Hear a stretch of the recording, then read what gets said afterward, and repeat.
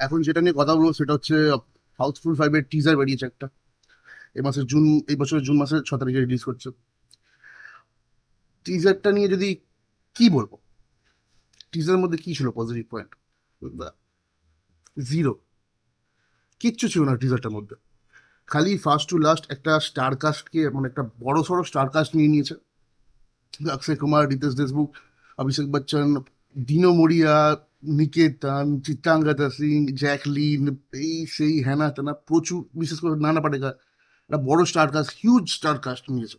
প্রথম কথা, কমেডি কি হবে? প্রথম কথা তো টিজারে কমেডির সি পর্যন্ত ছিল না। কি দেখালো টিজারে, কি না দেখালো, কিছুই বোঝা গেল না। শুধু বুঝিয়েছিল যে একটা শিপের মধ্যে ক্রাইম কিলার কমেডি হচ্ছে। Totally disappointed. প্রথম কথা, হাউসফুল ফ্র্যাঞ্চাইজির যেভাবে শুরু হয়েছিল, হাউসফুল পার্ট 1 দিয়ে, হাউসফুল পার্ট 1, 2, 3, থ্রি অব্দি অ্যাটলিস্ট ঠিক ছিল। 4 নম্বর পার্টটা খুব একটা সেরকম না, পিরিয়ড ড্রামা নিয়েছিল। ঠিক আছে, অনেক বড় সেট ক্রিয়েট করেছিল, একটা রিইনকারশনের ব্যাপার ছিল।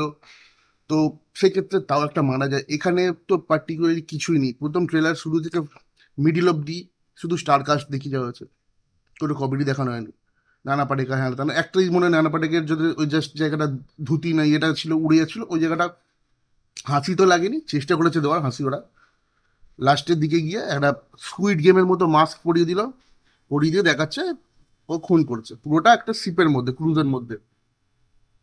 তো আমার বক্তব্য, ক্রুজ নিয়ে এরকম অনেক সিনেমা হয়েছে, ঠিক আছে, কাহনা প্যারে থেকে শুরু করে, হামরাজ থেকে শুরু করে আহ, অনেক সিনেমাতে এটা দেখিয়েছিল, দিল ধড়কনে দো। এখানে কমেডি এনেছো ঠিক আছে, বাট কমেডির কিচ্ছু তো দেখাও। ফার্স্ট টু লাস্ট কমেডির কিচ্ছু নেই। একটা নতুন কোনো ডায়লগ কিছু নেই। এত ভালো ভালো অ্যাক্টর রয়েছে যেখানে, অক্ষয় কুমার, রিতেশ দেশমুখ, এটা কমেডির একটা, মানে কি বলে, বাদশা টাইপের বলা যায়। হাউসফুল থ্রি, থ্রি না টু, টু এর যে একটা টিজার ছিল, ইউটিউবে পেয়ে যাবে হয়তো তোমরা। ওই যে জলি জলি নিয়ে ব্যাপারটা, ওখানে টিজারে কত ভালোভাবে মানে ক্রিয়েট করা হয়েছিল। প্রথম কথা, আমার মনে হচ্ছে এখানে সাজিদ নদিয়াদওয়ালা যেহেতু ডাইরেক্টর, ও ও রাইটার ডাইরেক্টর সবই প্রডিউসার। সাজিদ নদিয়াদওয়ালাকে আমার কি কে অতটা ভালো লাগেনি ডাইরেক্টর হিসেবে, এটা তো আমার খুব একটা ভালো লাগলো না। কাজ ভালো হবে কি জানি। ওয়েলকাম টু দ্য জঙ্গলে কিন্তু একটা ভিউজ স্টার কাস্ট রয়েছে, কিন্তু ওর টিজারটা যেটা ভালো ছিল, একটা গান করতে হতো, welcome welcome to the jungle, হ্যাঁ তারা বলতে বলতে। ওই টিজারটা এর থেকে অনেক বেটার ছিল, ফার বেটার। এইটা ওর কাছে কিছুই না। আর সবথেকে বড় কথা, কিছু তো ফেল্ড অ্যাক্টরকে নেওয়া হচ্ছে, ফারদিন খান থেকে শুরু করে ডিনো মরিয়া, তারা এরা কারা? এরা এখন চলে না, এদের বক্স অফিস কিচ্ছু নেই। ফারদিন খানের আই থিঙ্ক লাস্ট সিনেমা ছিল আহ, খেল খেল মে। সেখানে কাজ মোটামুটি কাজ করেছিল, বাট এখানে কিছুই দেখায়নি।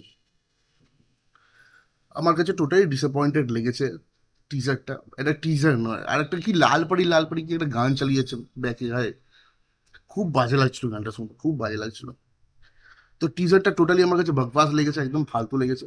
ট্রেলার আসার অপেক্ষা, কারণ ট্রেলার আসলে যদি কিছু হিন্ট দেয়, ডায়লগ দেয় যে কমেডি কি টাইপের হতে চলেছে। আর বাকি তো স্কুইড গেমের মাস্ক ঝেপে দিয়েছে। বলিউড কবে এইসব ছাড়বে যায় না, এই কারণে আমার মনে হয় বলিউড আস্তে আস্তে। অক্ষয় কুমার তো রিসেন্ট সেরকম ভাবে কিছু চলছে না। কেসরিটাও ঠিক আছে, 100 কোটি কোনো রকমে গেছে ওটা। কেসরি ভালো সিনেমা ছিল, স্কাই ফোর্সও ভালো ছিল না। তার আগে সিনেমাগুলো তো বকবাস ছিল, একদম কেউ দেখতে যেত না। এবার দেখা যাক, হাউসফুল 5 আসছে। আর নার্গিস ফাকরি, জ্যাকলিন ফার্নান্ডিস, এদের তো কোনো কাজ নেই, ওই জন্য এরা পেয়ে যায়। এখানে কোনো কাজ করতেও পারবে না ওরা, শুধু বডি দেখিয়ে দেখিয়ে হয়তো যাবে। ফাইনালি দেখা যাক ট্রেলার আসলে কি হয়, সিনেমাটা আদৌ ভালো হবে কিনা এখন ডাউট আছে। আলটিমেটলি ডাউট আছে যে কি হবে। তোমরা যারা নতুন আছো, চ্যানেলটাকে সাবস্ক্রাইব করে দাও, বেল আইকনটাকে প্রেস করে দাও। আর দেখা হচ্ছে খুব তাড়াতাড়ি একটা নতুন ভিডিও নিয়ে। বাট এই টিজারটা আমার কাছে একদম ফালতু ফালতু ছিল।